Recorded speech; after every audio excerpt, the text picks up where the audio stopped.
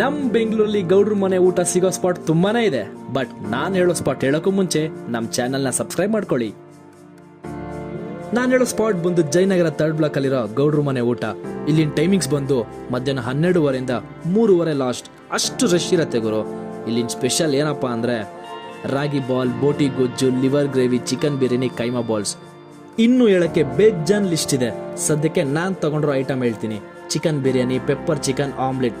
ಆ ಆಮ್ಲೆಟ್ಗೂ ಬಿರಿಯಾನಿಗೂ ಕಾಂಬಿನೇಷನ್ ಸಕ್ಕದಾಗಿದೆ ಗುರು. ಇನ್ನು pepper dry ಅಂತೂ ಆಹಾ, ಒನ್ಸ್ ಮೋರ್ ಅನ್ಬೇಕು. ಹಾಗೆ ನಾನು ನಮ್ಮ ಟೀಮು ಸರಿಯಾಗಿ ಬ್ಯಾಟಿಂಗ್ ಮಾಡಿದ್ರಿ.